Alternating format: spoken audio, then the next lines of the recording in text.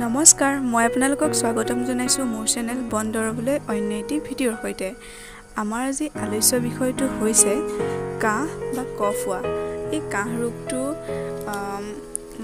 আমাৰ যেতিয়া গাত ঠাণ্ডা সোমায় বা শৰীৰত ঠাণ্ডা সোমাই যায় তেতিয়া ডিঙিত কাহ কফটো জমা হৈ পেলাই আমাৰ কাহ হয়। আৰু ইয়াৰোপৰি আমাৰ আৰু কিছুমান কাৰণৰ বাবে আমাৰ এই কাহ বেমাৰটো হয়। আৰু কাহ হ'লে কিন্তু আমাৰ বহুত কষ্ট হয়, বুকুখন বিষাই থাকে, বহুত অশান্তি হোৱা দেখা যায়। আমাৰ এই কাহ হোৱাৰ কেইটামান কাৰণ আছে। কিছুমান ভাইৰাছৰ পৰাও এই কাহ হ'ব পাৰে, ইনফ্লুৱেঞ্জা ভাইৰাছ, এইবোৰৰ পৰা আমাৰ কাহ ভাইৰাছটো যেতিয়া আমাৰ নাক আৰু মুখেদি সোমাই যায় তেতিয়া এই কাহটো হ'ব পাৰে। তাৰপিছত কিছুমান বিশেষকৈ মতা মানুহে বিড়ি চিগাৰেট খায়, তাৰ পৰা কি হয়, কৰ্কট ৰোগ হয়, যক্ষ্মা ৰোগ হয়, কেঞ্চাৰ বা টিবি, এইবোৰৰ পৰাও এই ৰোগবোৰ হ'লে কি হয়, মানুহৰ কাহ হয়। এইবোৰৰ কাৰণে কাহ ৰোগটো হোৱা দেখা যায়। আৰু এই কাহ ৰোগটো যেতিয়া হয় আমি বহুত অশান্তি হৈ থাকে, বিশেষকৈ আমাৰ ডিঙিটো সুৰসুৰাই থাকে, তাৰপিছত কফখিনি জমা হৈ থাকে, যেতিয়া বুকুখন খুব অলপকৈ বিষাই থাকে, ডিঙিটো চেৰচেৰাই থাকে, যিটো বহুত অশান্তি লাগে। কেতিয়াবা যেতিয়া ঠাণ্ডা সোমাই থাকে আমাৰ হাঁচি আহে, অলপকৈ গাটো বিষোৱা নিচিনা হয়।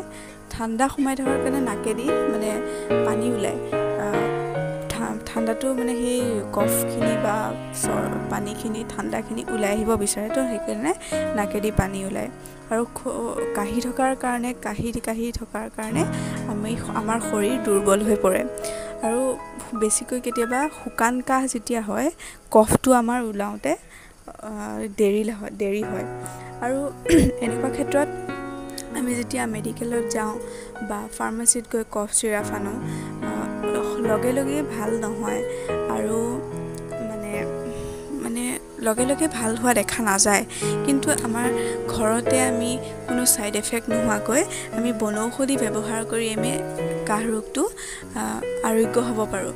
কিন্তু আমি বনৌষধিটো পটককৈ ব্যৱহাৰ নকৰোঁ। আমি কি কৰোঁ, সোনকালে গৈ পেলাই ফাৰ্মাচীত গৈ আমি কফ চিৰাপ আনি খাওঁ। কিন্তু আপোনালোকে বনৌষধি ব্যৱহাৰ কৰিব, তাৰ কোনো ছাইড এফেক্ট নাথাকে, বা সেই কফ চিৰাপ সেইবিলাকৰো কোনো ছাইড এফেক্ট নাথাকে।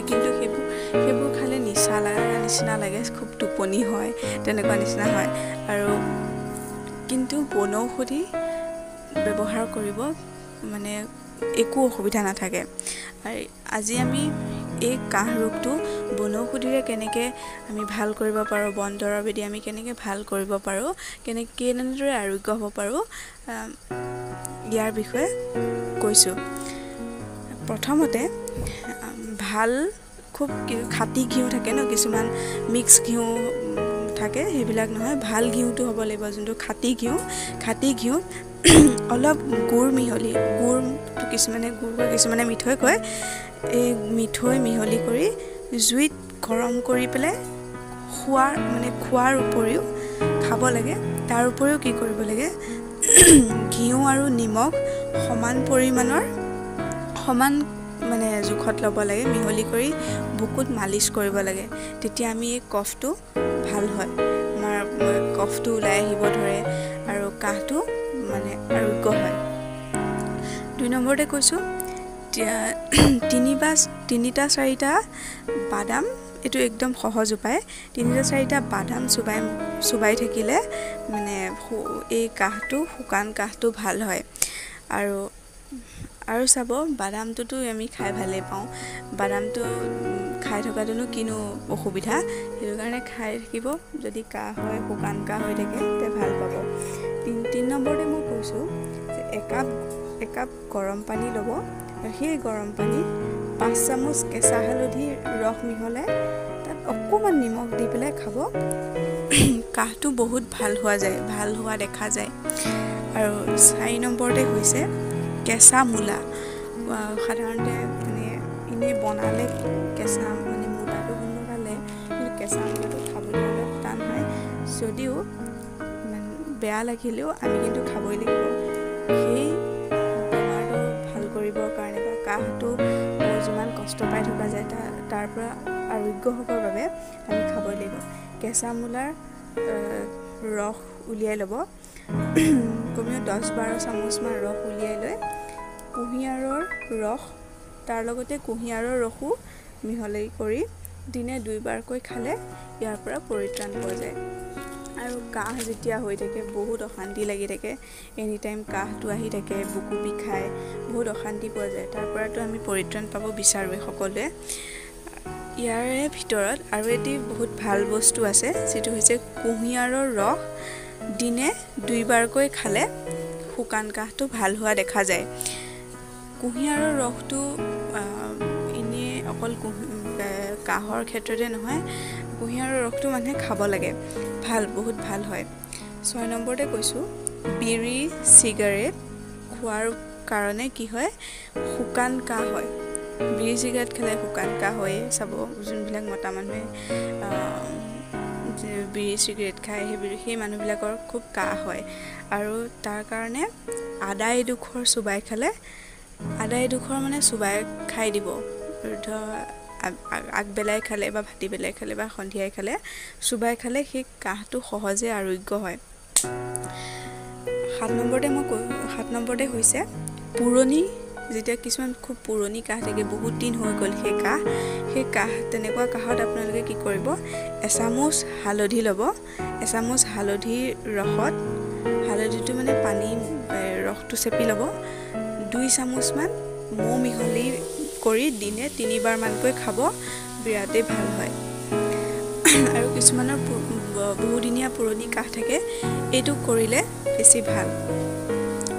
আৰু এতিয়া মই কৈছোঁ, সৰু ল'ৰা ছোৱালীৰ কাহ হ'লে বা দেখিও বেয়া লাগে ন, সিহঁতে কাহি থাকিলে, তেতিয়া কি কৰিব, 4-5টামান দৰুণ পাতটো যে, দৰুণৰ সৰু সৰু বগা বগা ফুল থাকে যে, দৰুণৰ ফুল পিহি 1 চামুচমান মৌজোলৰ লগত মিহলি কৰি খালে এই কাহটো ভাল হোৱা দেখা যায়। এইটো সৰু ল'ৰা ছোৱালীৰ, শিশুৰ ক্ষেত্ৰত কৈছোঁ। এই কাহ ৰোগত আমি কি খোৱা উচিত বা আমি কি খালে আৰোগ্য হওঁ, এই ক্ষেত্ৰত আপোনালোকে তুলসী পাতৰ ৰস খাব পাৰে। আৰু মই কৈছোঁৱেই, তুলসী পাত বহুত গুণ আছে এই তুলসী পাতৰ। জালুক খাব, যেতিয়া শুকান কাহ হৈ থাকে, এই জিলমিল শাক বহুত উপকাৰী হয় এই শুকান কাহটোৰ ক্ষেত্ৰত। নহৰু, মহানিম, মৌ, শিলিখা, ছাগলী গাখীৰ, লং, কাজি নেমু, ভেকুৰী, কেঁচা হালধি, এইকেইবিধ খাব, আৰোগ্য হোৱা দেখা যায়। আৰু এই ক্ষেত্ৰত, এই কাহ ৰোগৰ ক্ষেত্ৰত মিঠা বস্তু একদমেই নাখাব। মিঠা বস্তু বহুত অপকাৰী হয় কাহ ৰোগৰ ক্ষেত্ৰত।